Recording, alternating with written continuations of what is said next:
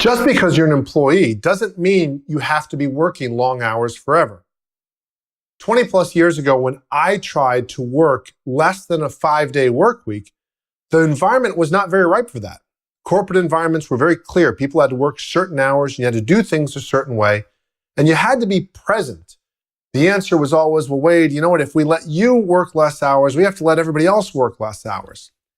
Thankfully, as the marketplace has become more and more results focused, many small business owners and some corporations are starting to understand more how important it is to have people be fresh, get results, and retain people over the long run.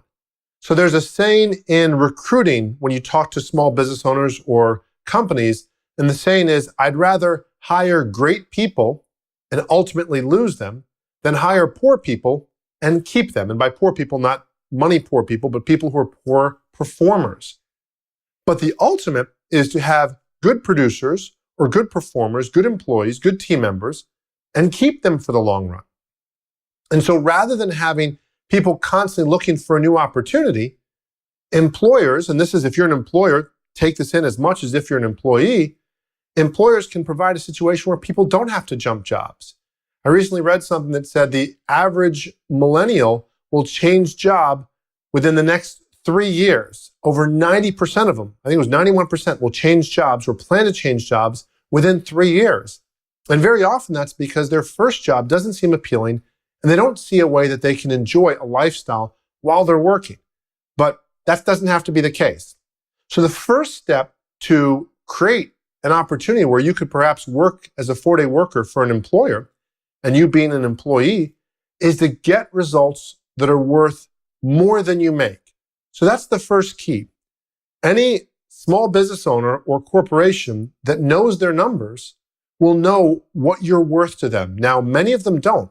Maybe at least half, perhaps even more, of small business owners or corporations don't really understand their numbers. They don't understand what an employee or a team member is worth, but many do, and the best ones certainly do. And when you start getting super high results, the first thing that goes off in the mind of any really good business owner is, oh, wow, I don't want to lose this person. And so your way of letting them know that you're serious is to get results. So some people say, wait, I'm going to tell them. I'm going to go in there and tell them, I'm only working 5 days or 4 days or this. Say, whoa, you can do that, but that's a little more confrontational than it needs to be. The first thing is you just get the results. If you get the results and you can make sure they can see the results, and again, some workplaces don't do this as well. And if they don't, you might eventually want to leave that workplace.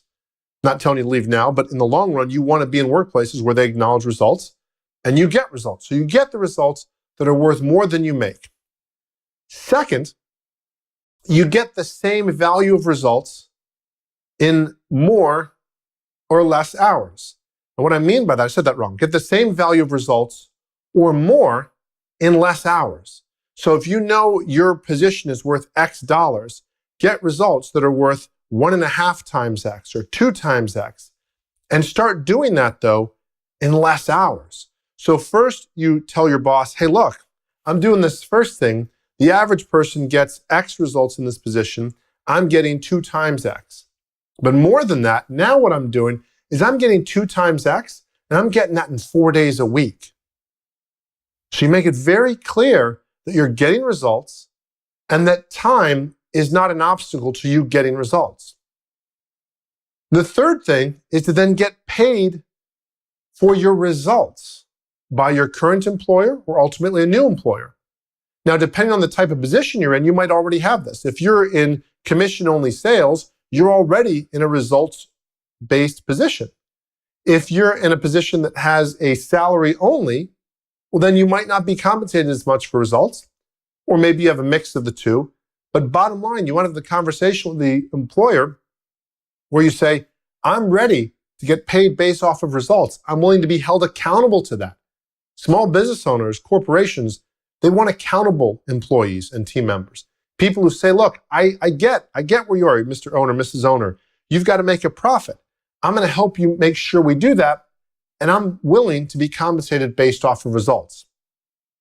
And then eventually, you work less hours to make the same or more income. Now, initially, you might say, well, wait, what if this person doesn't give me permission to do this? They don't allow me to do this.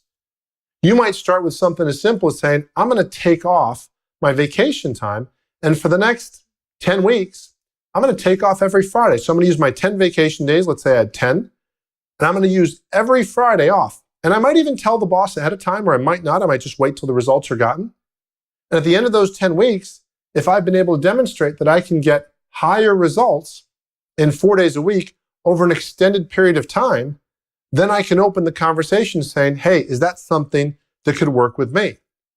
And then once you can do that, again, your current employer might allow it. You might need to ultimately look somewhere else. But once you can get paid more for getting more results, then all you need to do now is keep your expenses the same until your total income starts increasing. So think of it this way. First, I'll use some numbers here. Let's say I need to make $40,000 a year. I'm going to use 40 because it's a nice, round, pretty number. I need to make $40,000 a year. And initially, I figure out how to make $40,000 a year in 5 days a week. Then I get more productive. And I learn how to make $50,000 a year in 5 days a week. And then I tell my employer, hey, would you mind if I, instead of working 5 days to make 50, could I work 4 days to work 40? Never done that before. 4 days to work 40? Or could I make 60,000 and work the 4 days and you keep the extra 10 or whatever it might be, or come up with a profit sharing agreement? You can figure out there's a lot of different ways to do that. But bottom line, once you get to your number and you can make your same 40,000, you needed your 40, and you can make that in 4 days now instead of 5 days. Now we want to make sure that you keep your expenses the same, that you're still living off of 40 until you start making at least 45 or 50 or so on. You want to make sure you set yourself up okay. So there's a few variables going on. There's, can you be worth it, where the employer wants you to pay you more, or at least the same to work less hours? And then can you afford it? So if you go from step 1 to 5 here, get the results that are worth more than you're currently making, get those same results or more in less time, get paid for those results by your current employer, preferably if you like working there or somewhere else. And sometimes you can just tell people what you're thinking. You can say it politely. A lot of this is tone and how you approach it. Say, hey, gosh, I have these goals. My kids are this age.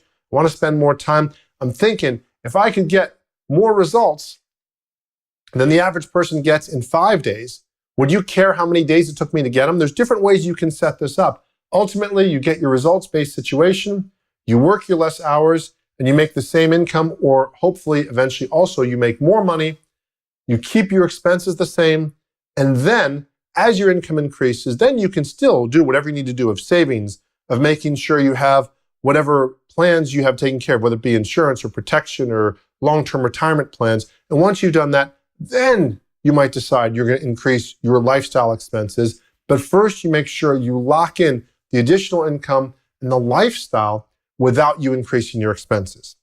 I hope you find this helpful. It's really not that difficult to do this if you go step by step.